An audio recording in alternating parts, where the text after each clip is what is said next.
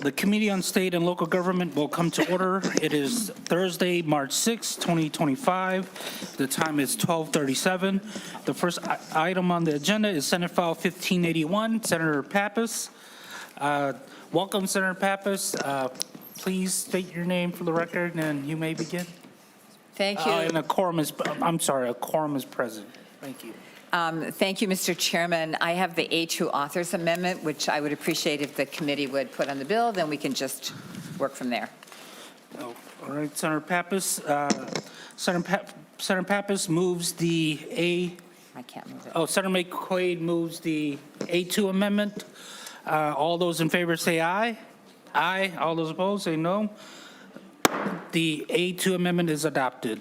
Senator Pappas. Thank you, Mr. Chairman and members. I'm really here before you today to talk about the Capitol Mall Design Framework. This was developed with the goal of making the Capitol Mall more welcoming for more Minnesotans. To represent Minnesota's great diversity, the design team has collaborated with thousands of community members across the state.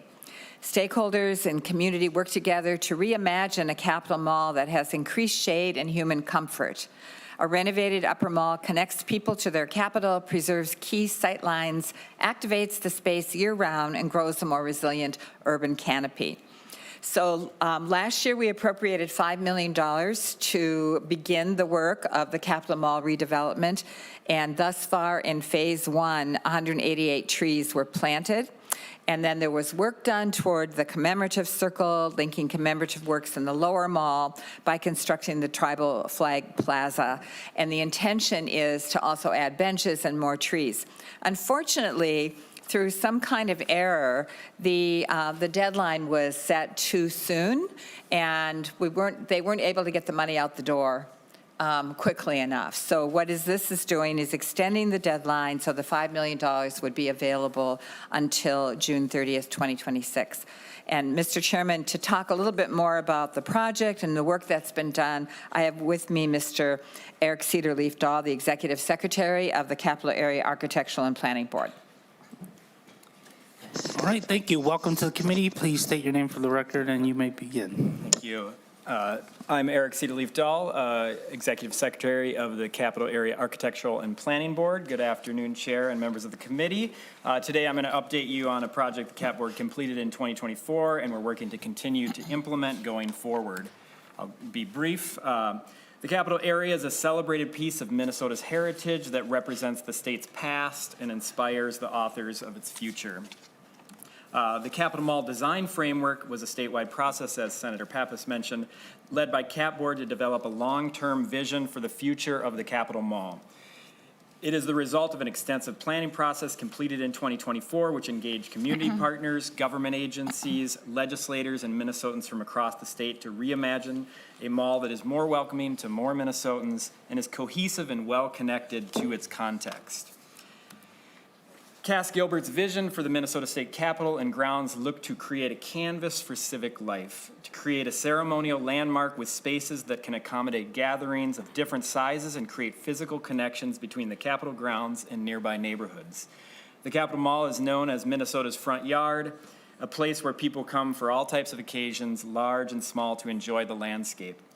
Key planning issues for the Capitol Mall Design Framework included balancing a regard for the iconic historic landscape with modern needs for security for events and creating a more welcoming and hospitable space for all who visit the Capitol Mall.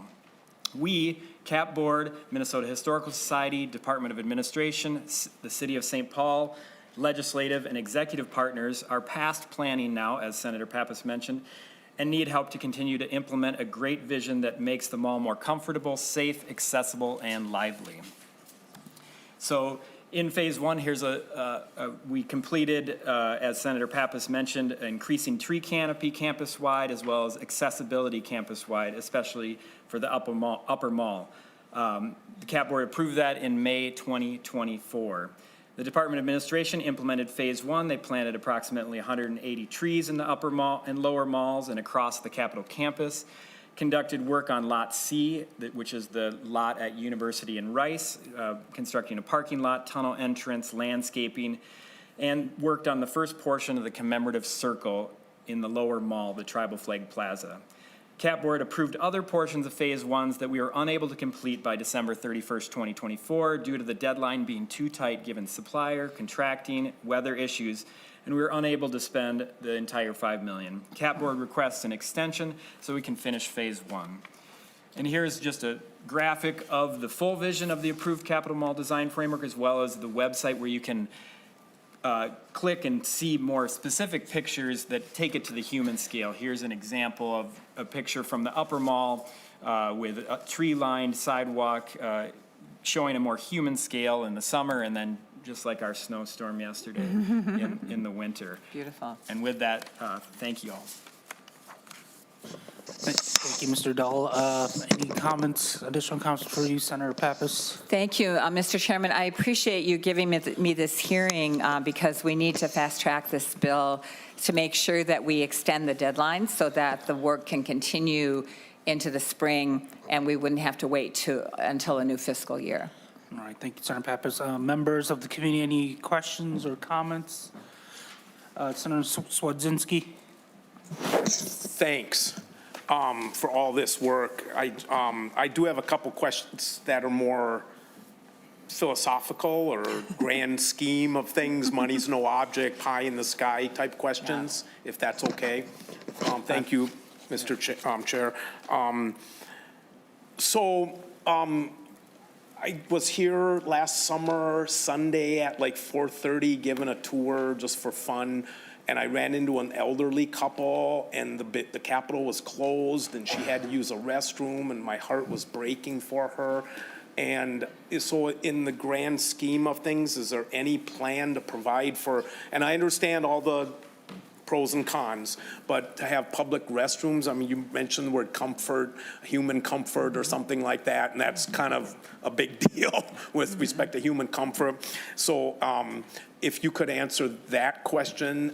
Second, I don't know if this is the appropriate place, but the Sears site, man, it's just screaming, like, do something like noble and heroic and memorable with that spot.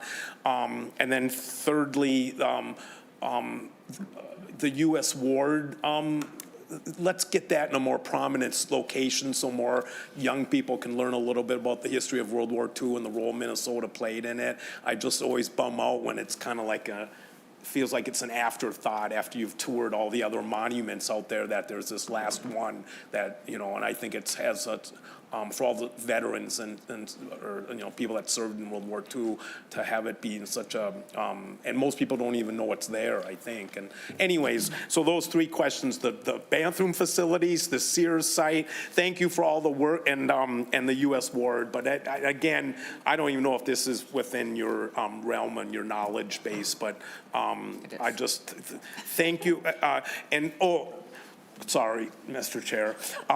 Please, so many school groups come to tour the Capitol, and the bus pulls up, they come into the Capitol, and then they leave after their tour of the Capitol. Whatever we can do to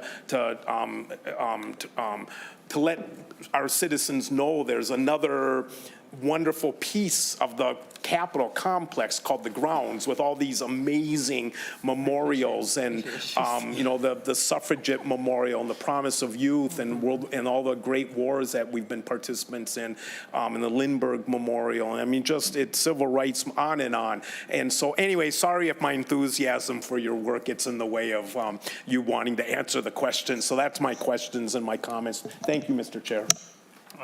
Mr. Dahl. Thank you, Mr. Chair. Senator, thanks for the great questions, and thanks for your enthusiasm. I will go through them as I can and do the best that I can to answer them.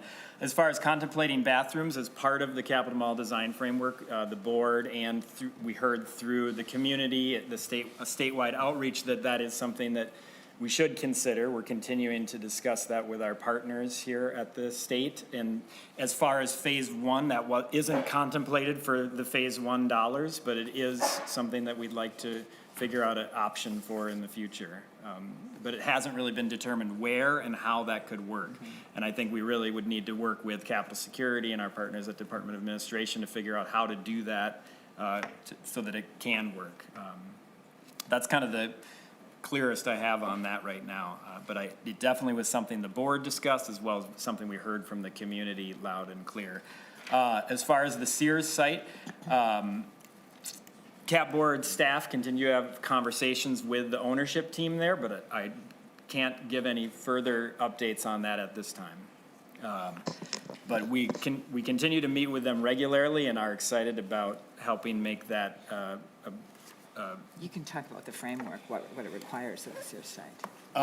yeah, sure, I could do that. That's a good point. Just a few minutes. Yeah, so the framework did contemplate the Sears site in thinking about how could it best serve the Capitol Mall and the Capitol campus. And, you know, one of the main ideas is relinking the city street grid in that location. Instead of a large, expansive parking lot and kind of big box store, essentially, what's there right now, looking at a redevelopment component that would include, you know, a gridded city street and having housing available, as well as, you know, shopping and amenities for people visiting the Capitol here, kind of in general. The USS Ward Gun, to get to that, we are in the process right now of that going through Cap Board rules that we are actually having a meeting on March 24th for the board to consider moving it to the next step. We've already held a public comment period and a public hearing. There was a request to move it to Camp Ripley at the new Military History Museum. And we're just going through the process on that. There's a lot of support for that, and the board will consider moving it to the next step. It'll be staff's recommendation to move it forward. And it looks like as it goes through the process, which will take another couple months, then we'll help move that through. But it's something that we're working with our partners at the Minnesota Historical Society and Department of Administration as assessing how to do that and what's really right for the Ward Gun. And Mr. Chairman, there's the Senator new military Pappas. museum at Fort Ripley. Senator Swedzinski, any? Do you have one more issue, Mr. Chairman? Senator School Pappas. kids. One of the things that, as Senator- far as the school kids Mr. experience, Dahl. we definitely talked about that quite a bit, is how the buses drop off and where the buses park. But we also, in one of the things we're contemplating for utilizing this funding extension, if we were fortunate to have that, would be to incorporate wayfinding into the user experience here at the Capitol, which could then help direct school kids down to the commemorative works. And then the Capitol Mall Design Framework also contemplates a commemorative circle, so a sidewalk that's accessible that basically links all the commemorative works in the lower mall and helps really promote them more. Senator Swedzinski. Senator Barr. Thank you, Mr. Chair. Senator Pappas, looking this over, and it's pretty. It has a great curb appeal. My question is there any parking in here? Because I hear from my constituents regularly, there's no place to park when they want to come to the Capitol and meet with their legislators or watch a floor session or a committee. There is, the parking around here is extremely limited. Is there any parking ramp or extended parking for another 400 or 500 cars around here so the public can come partake in what we do? Senator Pappas. Mr. Chairman, I mean, that's part of wayfinding, too, to direct people where the appropriate parking is. And we do have excess capacity for parking, especially on the weekends, because a lot of our state employees are working remotely or hybrid. So that is something that we can bring up with the Department of Administration also about where they might make available parking. But I do think that we should be more helpful to visitors to the Capitol. Again, it's one of the things of making this place more people-friendly, is to be able to direct people to where there's parking. Senator Barr. Thank you, Mr. Chair. I get on the weekends we have excess parking because most of us aren't here, and that I totally agree.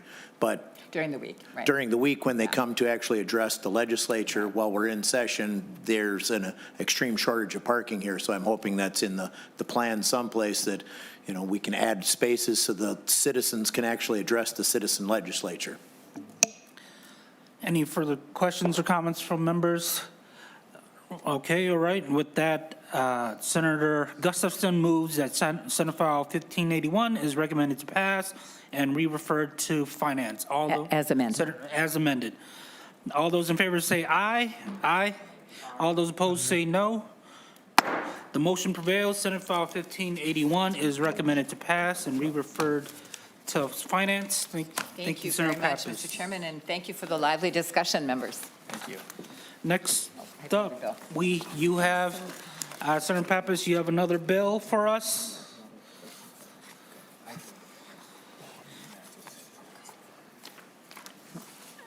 And as the testifiers making their way, there is a A1 amendment in your packets, members.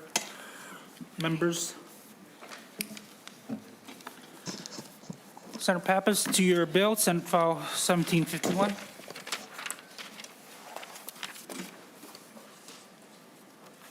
Thank you, Mr. Chairman. I do have an A1 author's amendment. All right. The A1 amendment, Senator Carlson moves the A1. All those in favor say aye. Aye. All those opposed say no. The A1 amendment is adopted. Senator Pappas. Thank you, Mr. Chairman. The purpose of this bill is to transfer land that includes the Cloquet Forestry Center to the state land, to the Board of Regents of the University of Minnesota.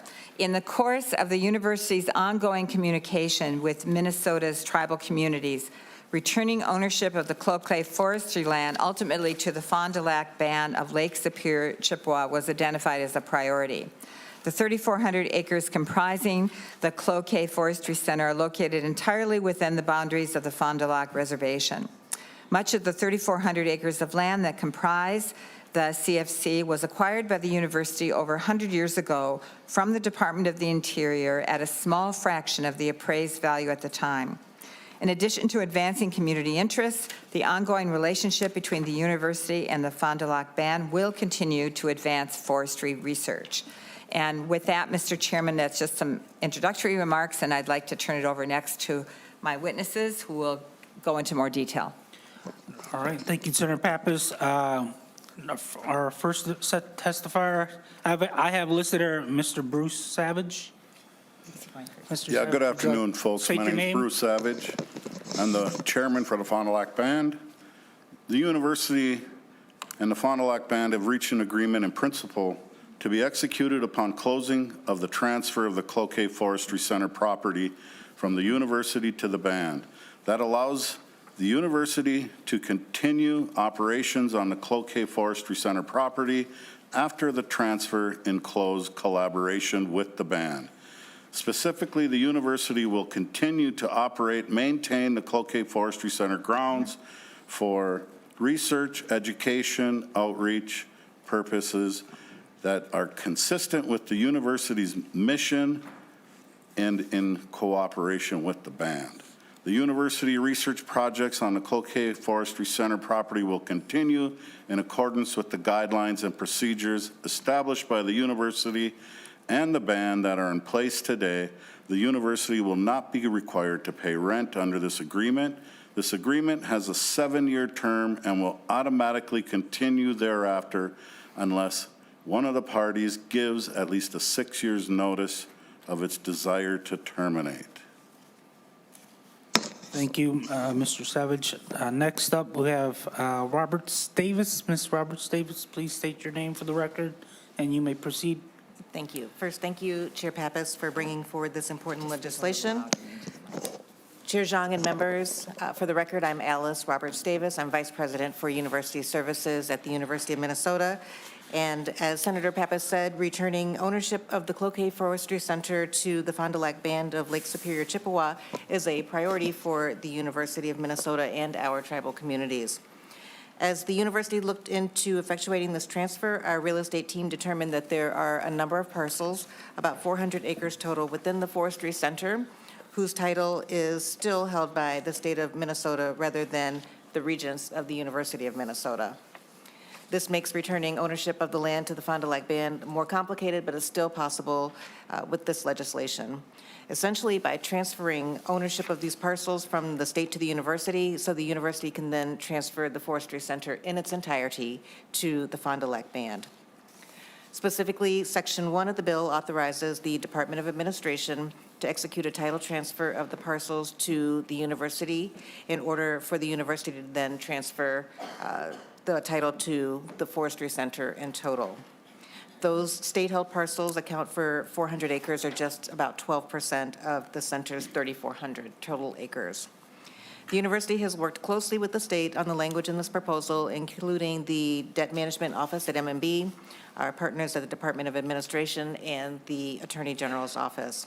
Of course, we've also worked extremely closely with the Fond du Lac Band, and we are both fully supportive of this legislation. Thank you for your time and consideration of this bill, and we're happy to stand for any questions you may have. Thank you. It looks like we have Mr. Horton on the list too as a testifier. Please come up to the table.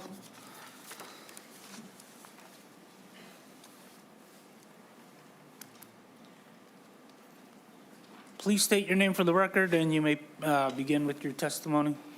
Chair Zhang and committee members, my name is Rick Horton. I'm the Executive Vice President of Minnesota Forest Industries. So I represent the large wood-consuming mills in the state, think paper mills and sawmills and that sort of thing. I'm testifying in opposition to Senate File 1754. In 1896, just shortly after, just 2 years after the Hinckley Fire burned 350,000 acres and killed 418 people, Professor Samuel Green and leaders of the forest industry realized that they needed to learn more about how to heal the land. Looked around and it was still practically smoking. And so they decided they needed to build a forestry center so they could learn what to do and teach it to the future generations of foresters. It took until about 1909 for this vision to take shape. An initial purchase of 2,215 acres of unallotted tribal lands began the process. They were bought at price at the time. I think we could argue whether or not it was the right price, but they were purchased. I think all agree they were purchased, and the funds were deposited into the Chippewa Indians of Minnesota Fund. So other allotted lands and settlers' lands were purchased, and then several hundred acres were donated to make up the current 3,400 acres at the center. Cloquet Forestry Center is currently the oldest such facility in the country. It's been operating for 115 years now. It is the only forestry center of its type in Minnesota. There are 6 agricultural research stations, only 1 forestry center. And I would say that the beautiful, sustainably managed forests that we have today are a direct testament to the foresight of those leaders that developed that facility. In 2022, the university revealed this proposal to transfer the property to the Fond du Lac Band. We immediately asked to be informed and to be included in the discussions, and we were denied. Every turn in the process has been cloaked in secrecy, which has led to great distrust within the forestry community and with the public. The university has acted like there's only one constituent in this situation, when in fact, there's a community of foresters, alumni, industries, agencies that hire students that come out of the University of Minnesota that should have been engaged in these discussions. Almost a year ago today, I testified in this body, and since that time, there's been zero outreach on the part of the university to come and talk to anybody engaged in it. Yeah, I would say that if a student, maybe a student at the U, a policy student, had designed this process, they'd get an F because it has not been conducted properly. So this bill is the last opportunity for the citizens of the state of Minnesota to stop this transfer and retain this treasured institution. Given the lack of transparency on part of the university and a lack of a plan on how we're going to go forward training the next generation of foresters to manage our forests in the face of climate change, we ask that you defeat the bill so that the center will remain a world-class forestry research and training facility. If there is to be a transfer, we would say that there should be a price attached to this. This is a multi-million-dollar facility. And the agreement on the table, which we didn't see until right before this meeting, you saw the joint statement, it's in your packet. That's the first time we've seen of it when it was posted. But it does allow an out. It's a rolling 7-year agreement. And at any time, either party can, no, I shouldn't say that. One party can cancel the agreement, and then within 6 years, the full transfer and the university would have to get out. So we would ask that you either reject the bill outright or table it with instructions to the university to engage with all interested parties and come back with a complete copy of the cooperative agreement so that everyone can see the exact details of this agreement. Thank you. Thank you, Mr. Savage. Senator Pappas. Thank any you. additional comments? Thank you, Mr. Chairman.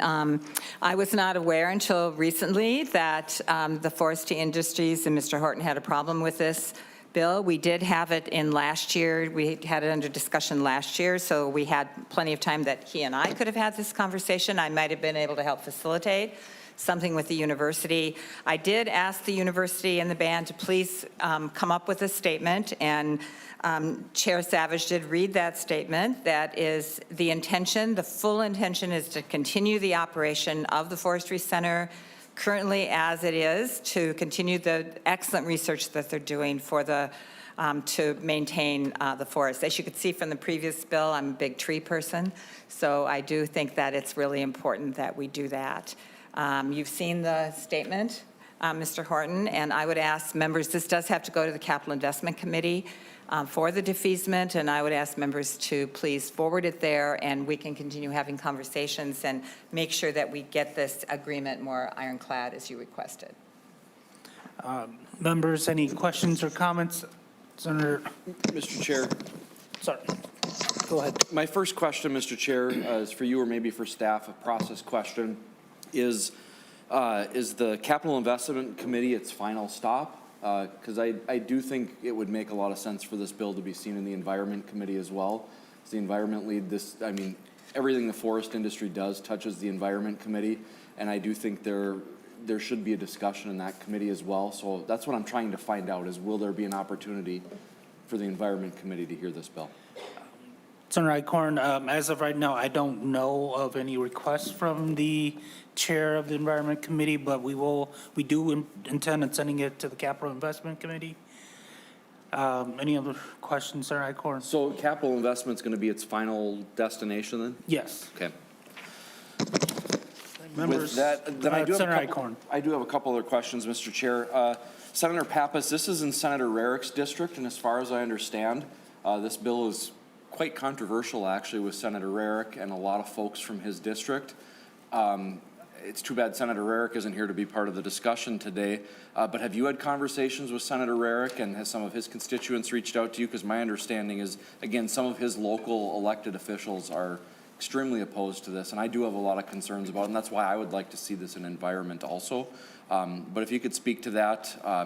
I have spoken to Senator Rarick about it, and he does have some grave concerns about it, so I'm hoping you can address some of those. Senator Pappas. Thank you, Mr. Chairman and Senator Icorn. I did speak to Senator Rarick yesterday or the day before, and I did give him my commitment that I would be happy to work with him and his community. I know they have concerns about their tax base, having a lot of property off the tax base. I sympathize. It's very similar, actually, in St. Paul. We have a lot of government and nonprofit hospital-owned property that's off our tax base. So I understand how difficult it can be then when you have kind of economic development you're trying to do or a major water sewer project that you're trying to pay for. So he and I are in conversation about that, and I pledged to him that I'd be happy to work with him and try to work on some of these issues for his local, from Moose Lake, basically. Mr. Chair. And with all due respect, I do think it's about more than just the tax base, although I know most of our northern counties do struggle with that. It's about the research center itself and the longevity of that. We have something unique, not only in this state, but in this country, that we ultimately could lose. I don't know if the trust is there enough to believe that this is going to be able to continue on in perpetuity, which we would like it to see. And just because of my concerns, Mr. Chair, I know there may be more discussion on the bill, but I would like to see this move to environment before capital investment. So before there's another motion made, I would like to move that this bill be, when it's passed out of this committee, be moved to the Environment and Natural Resources and Climate Committee to have the stop there, to have the discussion there with people who actually deal with the forest industry in and out. So that would be my motion. I know there may be some more discussion, but I'd like to put that motion on the table so it's out there so we can hopefully continue that path. I just want everybody to get a crack at this that actually has some involvement with it, and I do think that's the appropriate spot. Thank you, Mr. Senator Chair. Icorn. Your motion is noted, but I will continue with the discussion. Senator Lang. Thank you, Mr. Chair. I'm just curious about the agreement. I know you said it was in the packet. I haven't seen it yet. And if that's Send a something we can page. see as a committee, Chair Savage read Pappas? it. Do you have more copies of it? I think, and again, Senator Senator Pappas, Lang. thank you, Mr. Chair. This is, I don't think I was on the bill with you. I'm a little concerned about it. I'm not against it. I just think we want to do it the right way. So definitely, it probably needs to go into environment. I know that that's one more stop for you, but I think that's probably a good move on our part. It's pretty new still to most of the committee members here. We started digging through it, but probably need a little more time, if that makes any sense. Senator Mr. Chairman, I Pappas. just want to say, I believe we passed out of this committee last year, and it went to capital investment. And the committee didn't express an interest at that point. So, Senator Lang. Any other further questions or comments from members? Senator Coran, then Senator. Thank you, Mr. Chair. Senator Pappas, I believe you've discussed more details of the agreement. I think last year we talked about it from the MOU, that there was just a high-level MOU. Sounds like there's more details to it. But one of the statement, I think, Chairman, I think you made a statement that this would be available to the University of Minnesota at no cost, so there would be no rent to the facility continuing into the future? Correct. Mr. Savage. Mr. Senator Chair? Coran. Thank you. So who would pay for the maintenance and upgrades to the facility long-term? That would be borne by the tribe long-term? The Mr. university is Savage. going to be continued using it. Senator, maybe the Vice President may provide some answers, Senator Coran. Mr. Chair, Senator Cran, this is intended to continue to operate as the Forestry Center in the way in which you see it operate today. And so any sort of maintenance to the buildings or ongoing structures on the property will be borne by the university. Senator Coran. Thank you, Mr. Chair. And so will there be a lease agreement that will include a zero rent, but all operational maintenance would be paid for by the University of Minnesota under lease agreement or rental agreement, whatever it is? Mr. Ms. Chair, Roberts Senator, Davis. that's correct. Senator Coran. Thank you, Mr. Chair, and thank you. So if it's a long-term commitment to ensure that this facility is available, because I think it's vital for everybody, right, the tribe and all of Minnesota and forestry, why aren't we talking about a long-term commitment then? So a 7-year opt-out or a 7-year window seems very brief relative to the history of it. And if so, if given notice and you got 6 years to plan, what's the cost to replace this facility somewhere else in Minnesota? And can it be replaced in somewhere else in Minnesota if the agreement is terminated, even with proper notice of 6 years? Ms. Roberts Davis. Mr. Chair, Senator Cran, that's a good question. I can't give you a cost associated with what it would cost to replace this. There are other experimental and research facilities that we have for forestry within the university. There are other lands that are in close proximity that could be used for forestry as well. I think that the intent of all the parties is for this to be a long-term relationship. Obviously, this is a very unique relationship, as this is the only type of property which is fully enclosed in a reservation of Fond du Lac's land, and so we are trying to make an agreement that is worthwhile for all parties and is something that has some longevity. Senator Thank you, Coran. Mr. Chair, thank you. And I mean, that sounds good, but there's nothing in the agreement that indicates what you just described. And so for us is that of all the land, right, the 400 acres that it operates within, and all of the infrastructure, is that $6 million worth of infrastructure, $10 million, $20 million? And then even with the 6-year notice, what's lost in that period of having a facility that and a forest that's been managed and studied for 115 years or whatever it is? Can that be replicated, or do we just move to another part of the forest? What I'm concerned about is, if it's truly long-term, then let's have all the agreements reflect long-term. Because we've got stability and understand that. So from the University of Minnesota's perspective and the need for forestry, we have a 115-year history that says it's extremely important to Minnesota, maybe more important, right, with the changing climate. So let's have the agreements reflect that, and the public would like to see that before we move forward. And a 7-year period in tree growth is nothing. And so none of this reflects that. And so the University of Minnesota is committed, and I can't see it going away ever. And so what do we do to ensure that it doesn't ever go away when either side can pull out? The University of Minnesota is not going to pull out. They're not going to go anywhere.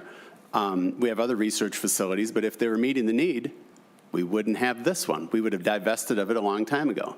So if that's where, it just seems that we should be talking about long-term agreements because of the commitment and the need. And I hear it's matched. I do believe it's matched from the tribe's perspective, from forestry management. Then let's have the agreements reflect that, and I think you would have less resistance. Ms. Roberts-Davis? Mr. Chair, thank you, Senator Cron. We appreciate the feedback. I'm not sure if the chairman has any response to that, but, again, the agreement reflects the understanding of the parties that this is a long-term agreement, something that we proposed, and we would like to continue to partnership. The relationship is what's valuable here, the long-term ability to learn from the community as well as use the university's long-term research to advance forestry. Mr. Chairman, do you have anything else to add? Yeah, first off, it's a shame you don't trust us, for one. It's going to take time for the state to gain our trust, too. The Fond du Lac Band has worked with projects within the Forestry Center with the University of Minnesota for as long that I know of, for 20 years. We've done a couple of projects with them. The Fond du Lac Band also needs foresters, too. The Fond du Lac Band also has concerns with climate change. So for your untrust in us to understand that we would work and collaborate together on this is quite alarming to me. Mr. Chair. Senator Coran? And thank you, Mr. Chairman. It's not about the lack of trust from our agencies of what we're doing here. I truly believe that we both need a long term. Then I think the agreement should reflect that long term, because I think we both mutually need that. But it sure seems like a short agreement when we look at the type of work that's done, and we can't replicate it, and it can be mutually beneficial to everybody. And so I don't think it's a lack of distrust, but if the commitment from both sides, right, your protection and ours, I think the agreement should just reflect a much longer period of time. So Fond du Lac Band has allowed Savage. this to go on for over 100 years already. If that isn't considered long-term, sir, I don't know what is. Mr. Savage, and for members, everybody in the committee, we talked through the chair so that we maintain the decorum. Thank you, Senator Coran. Do you have any further questions? No, Mr. Chair, and we do appreciate it. I think it just can be mutual, and from the process that let's just look at it, make sure it's long-term. I don't know what the cost to replicate that is if you decide, or the relationship, or whatever the activities are, if they want to do something. If the University of Minnesota wants to expand it, it has to be mutual. You're going to be the leaseholder. You're going to own all the assets, and they're going to be dependent. Minnesota needs it. Everybody in Midwest needs it from a research perspective. So I'd appeal to you and the University of Minnesota to be as transparent as possible to make sure everybody understands it's truly a long-term commitment, so we both win. So that's all. Thank you, Senator Coran. Senator Drazkowski, and then Senator McQuaid. Thank you, Mr. Chair. Mr. Savage, That's Chief Savage. Chief Savage, was this land, was the Fond du Lac Band paid for this land originally in 1908? Did the state purchase the land, and did you get the check? I would imagine the check went to the Bureau of Indian Affairs at the federal Mr. office. Savage. To you? Yeah. Sorry, Chairman. It's okay, Mr. Mr. Savage. Chairman, I believe the payment would have went to the Bureau of Indian Affairs office, which I don't know if you've ever followed the history of that, but there was a huge lawsuit with the BIA, with the tribes, about the mismanagement of the funds that they received for their monies from land purchases like this. Thank you. Senator Drazkowski. Thank you, Mr. Chair. Well, Chief Savage, I'd like to know for sure what happened with the money. I understood that indeed the government paid for this land originally, and if it belonged to the Fond du Lac Band back then and you didn't receive the check, something happened wrong. So that doesn't seem to really ring to be right and true. Who owned the land before the Fond du Lac Band owned it? Chief Savage. The land was always under the ownership of the bands around the Great Lakes region. Senator Drazkowski. Oh, I'm supposed to talk to him, sorry. Senator Drazkowski. Thank you, Mr. Chair. Well, Chief Savage, I guess I'd like to know more about that, too. Question for Ms. Roberts Davis. Ms. Davis, what is the university's interest in entering into this contract? Any contract you enter into, you gain something and lose something.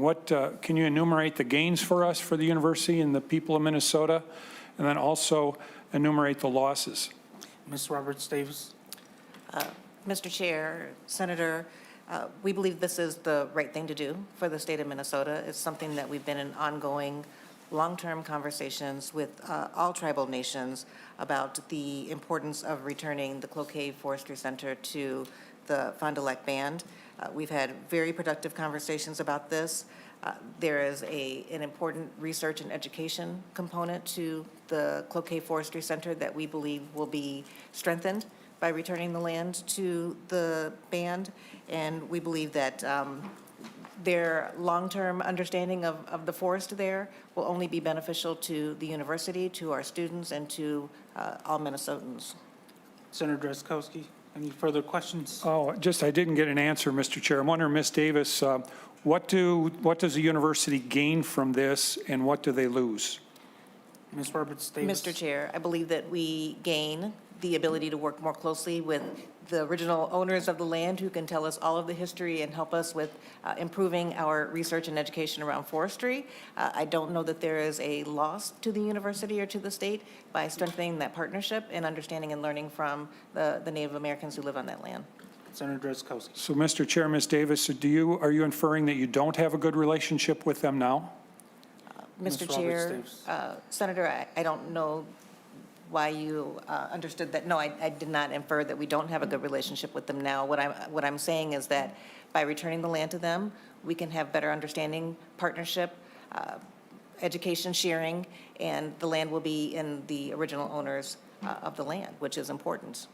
Well, Mr. Senator Chair, Drazkowski. Mr. Chair, Ms. Davis, it seems like a circular discussion. Now, Ms. Davis, you seem to say that you have a good relationship and partnership, but you're doing this in order to gain a good relationship and good partnership. That doesn't make sense to me. I don't hear any gains, and I don't hear any losses from you in the question. So, really kind of the dodge there is kind of frustrating. I wonder, it'll be interesting to find out the whole length over several hundred years of history of who owned this land. And it sounded like the chief wasn't super sure of exactly who owned it prior to them, but I know much of the lands that are controlled by tribes in Minnesota at one point were controlled by a tribe before them, or a tribe before them. It would be good to know that and to shine a full light of history onto this. Mr. Chair and Mr. Savage or Ms. Davis, I understand that there were some ancestors of some land. Some of this 3,400 acres includes parcels that migrated to this parcel and were added to it over time. Do we know the nature of the contracts that those people who entered into that contribution to this larger parcel, do we know the nature of those contracts and what they said in there? Did they contribute the land to the university for a university and a long-term research purpose? Or did they, what do we know about what was in those contracts, Ms. Davis? Ms. Roberts Davis or Chief Savage? Looks like we have Mr. Chair staff and here Senator, available I've here. got our AVP for Planning, Space, and Real Estate, Leslie Krieger, who may have more insight.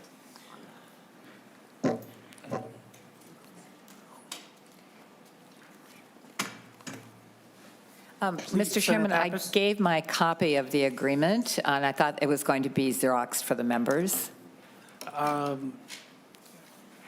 It was? Yes, Oh, we okay, I didn't got see them Senator passed Pappas. out, so thank you.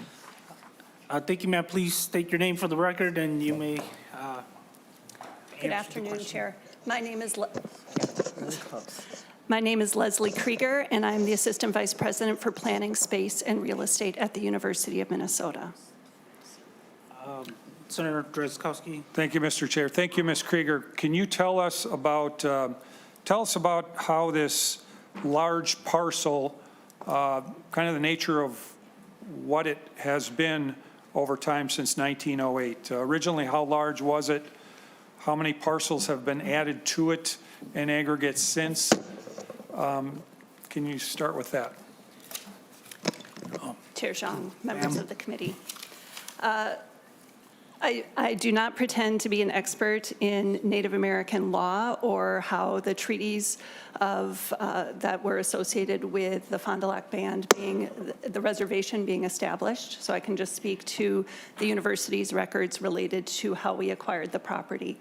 We acquired the property in multiple tracts, starting in 1909 and ranging all the way up until there were some in the 1940s, some in the 1960s, and even a couple as late as 2003.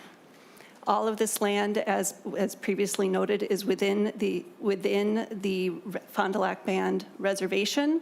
This is the only property that that is owned by the university that is located within a reservation, and that's very important to us to point that out. To speak to your earlier question associated with the price that we paid, the university we have our original records and deeds from the land transactions in 1909, and our land records specialist has reviewed those in detail. There is quite a bit of record and history around the price that we paid for these properties and how that land was transferred. We paid a fraction of the cost of the appraised value at the time. In often cases, this was $1.10 an acre when it was valued at $8 to $10 an acre. But the university paid a fraction of what the original value was. So, Mr. Chair? Senator Drazkowski. Thank you, Mr. Chair. So, Ms. Krieger, can you tell us who the checks were written out to over those times for those parcels of land? Were they written to the Fond du Lac Band, or were they written to the Bureau of Indian Affairs? Ms. Krieger. Chair Zhang, if I just have a minute, I have some records here, and each parcel was a little bit different. For example, in this case, we would have acquired the land from we would have acquired it from the Department of the Interior, and then they would have provided a voucher to the allottees for the land. Senator Drazkowski. So, Mr. Chair, Ms. Krieger, how are these parcels? It seems to me that when people give things to the university, it's for a learning purpose, right? They have a vision. They're oftentimes reaching the end of their life, and they want to make a long-lasting contribution to the university. I'm sure that you see that every day in your work. So can you tell us, out of all of these parcels, which you started to talk about briefly, did any of them include any provisions or covenants in the parcel that said that it was to be used for a university purpose and owned by the university into perpetuity? Did the university check to see if you're violating any of the original intent of the people that contributed the land to the university? Did you go through to check to see and make certain that you weren't violating any of those with any of those parcels? Ms. Krieger. Chair Zhang, members of the committee, my land record specialist has reviewed all of the transactions associated with the Cloquet Forestry Center, and we have detailed records associated with those. I do not believe that that is the case where there have been any circumstances where we received donations where there would be any sort of restriction like that to the parcel. Senator Drazkowski. Thank you, Mr. Chair. Ms. Kruger, could you send copies of each of those parcels that accumulated, as you briefly talked about, since 1908, including the 1908 one? Can you send copies of those to the committee for each of the committee members to look at? Ms. Krieger. Chair Zhang, Senator, I just want to clarify the question. You're looking for the original deeds or just the list or the map? We have provided a map in the packets that show the parcels in terms of the dates in which they were acquired.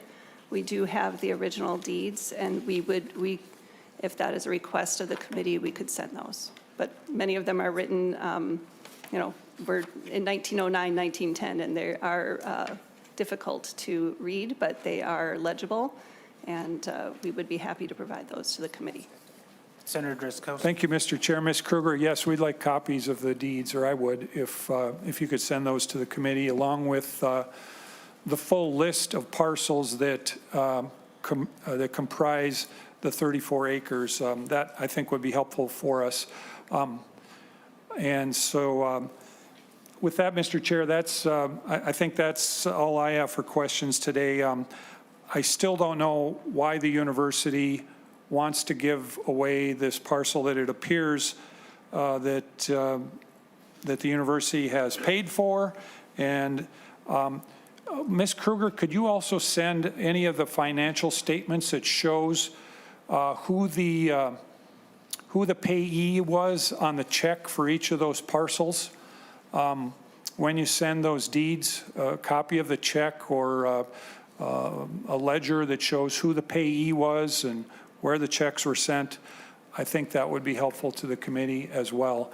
And I'd also be curious, Chief Savage, if you have or could help us obtain a list of who all of the owners or occupiers of this land have been, even long before you or I were around here, and long before 1908, that might help us understand who the original owners were of the land too, or maybe it was the Fond du Lac Band for forever, I don't know, but it would be good to know what that lineage looks like or what that land ownership profile looks like over time. Thank you, Mr. Chair. Mr. Savage. Yeah, Mr. Chair, Senator Dorowski, I don't know if that, if you're not aware, but the Fond du Lac Band in the 1854 treaty ceded millions of acres to the federal government for the assurance that we would have 100,000 acres entirely within the Fond du Lac reservation boundaries. And I don't know how I could prove to you any more than that, that we own that land. Senator Drazkowski. Thank you, Mr. Chair. Well, Chief Savage, I'm curious who owned it in 1700. We were the occupants. Chief Savage. Oh, sorry. Senator Drazkowski, I don't know that we're going to get an answer. I don't think we're going to get an answer, Mr. Chair, but thank you. Senator McQuaid. Thank you, Mr. Chair. Members, I'm going to urge a no vote on the ICOR motion. This bill is just about land transfer and not what the land is being used for, potentially be used for. And I appreciate Mr. Horton's earlier testimony, kind of giving a history on how the Forestry Center was built. But the part that always sticks out to me is like looking around and saying like, oh, we have to study like how to like manage forests when the indigenous peoples have lived on this land for thousands of years.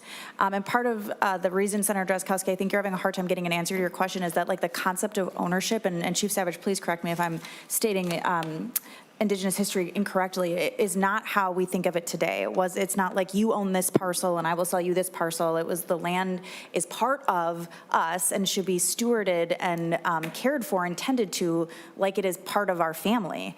And so, there's a lot of, when I was a kid, when we would learn things like settlers arrived in this country and they saw like, oh, this pristine land that had never been touched, it had been touched a lot, it had been used a lot, it was just stewarded really, really well because it was cared for, intended to, as if it was a family member. And so, I think we're kind of getting really bogged down in trying to like pinpoint a thing and a concept that doesn't exist at the time. And so you're not going to really get a good answer to that. And Indigenous people have lived on this land in this state and in this country for time immemorial, certainly thousands of years, longer than records go, but not oral histories. Which is why I think it's very important for the university to have that strengthened partnership of returning the land to the people who've lived on it because of the way our federal government and our state government have treated the indigenous peoples of this land. This doesn't belong in the Environment Committee. It goes to capital investment. I will support the motion when it comes around for that. And I'm deeply appreciative of the work that the two parties have done to arrive here, and I think it is really important.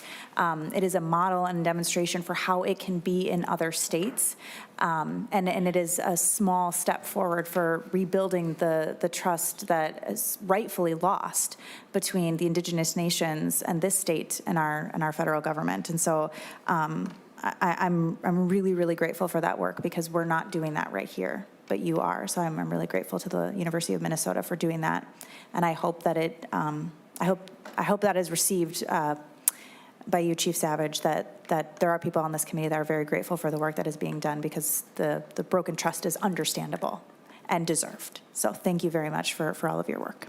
Thank you, Senator McQuaid. Senator Pappas, before we move on to the vote, do you have a preference on how you would like the pathway for this bill to be? Mr. Chairman, I would appreciate it if we could just go straight to the Capital Investment Committee. Thank you. Any other member questions or comments? Senator Eichhorn. Thank you, Mr. Chair. And I just had one other question while we've got the U here, since even if this did go to environment, I don't know if I would see the U here anyway.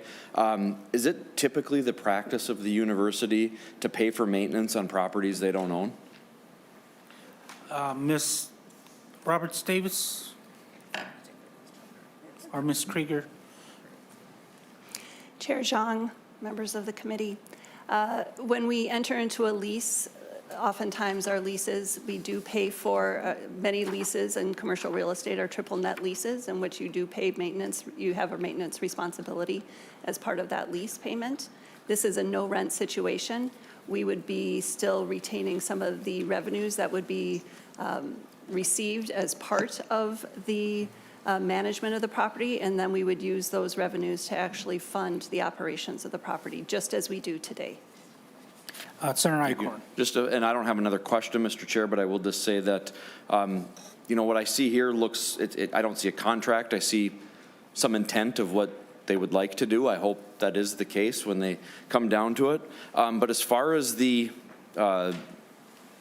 forestry center goes, just to say it's just a simple land transfer is not true. It is bigger than that because of this forestry center that's there and what it means to our forest industry. And the Environment Committee has a lot of jurisdiction over forest industry and what they care about. So it makes a heck of a lot of sense for this to go to the Environment Committee. If you guys don't want the transparency, I get it, whatever. But there should be that continuing conversation with the committee that has the most jurisdiction over that area. In fact, I think it should probably go to higher ed as well, but I don't serve on higher ed, so that's not a motion I would make. But looking through this, I think that makes sense considering the involvement the university has there as well, that the higher ed discussion, which should also be warranted. But for my place, I think environment is where this needs to go. And so again, with that, Mr. Chair, I'd like to renew my motion to have this sent to environment and then continue the conversation from there. All right, Senator Eichhorn, before I entertain the motion. Senator Ann Johnson Stewart, you're next on the list. Thank you, Mr. Chair. So just to confirm, the university does, in fact, often pay maintenance and improvements on property that it's leasing. I just want to make sure I heard you correctly. Ms. Krieger. Chair Zhang, members of the committee, yes, when we lease a property, we often have tenant improvement projects that go along with that. Some of that is paid for by the landlord, some of that is paid for by the university. There's usually a tenant improvement allowance. And then with standard commercial leasing, some leases are gross leases in which those maintenance costs are wrapped into the overall lease payment, and some it's very specific in terms of a triple net lease where you're actually billed for those maintenance and repairs as part of the lease. In this, and in this case, we are not paying rent in this for this property. We are receiving revenues just as we do today that pay for those operations, and that the point of this agreement is that would continue. Senator Ann Johnson Stewart. Thank you, Mr. Chair. Thank you. I appreciate that clarification. I also am much in agreement that this should go to capital investment as requested by the author. It has nothing to do with my desire for transparency. It has to do with the means by which this bill has been presented, and I'm very comfortable with it. I also appreciate very much Dr. Roberts Davis and your testimony, and want to say that I felt your answers were straightforward. You did not dodge the answer, and I very much appreciate your information. With that, Mr. Chair, I'm done asking questions. All right, thank you. And with that, we will, Senator Eichhorn moves his motion to send Senate File 1754 as amended to the Environment Committee. All those in favor say aye. Aye. All those opposed say no. No. Motion fails. Senator Pappas, you have any? We have a call for division. Staff will do a roll call.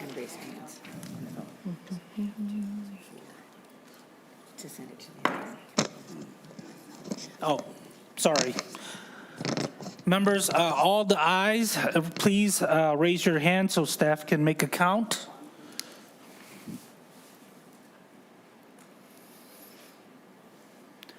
All opposed, say no. Please raise your hand for the staff.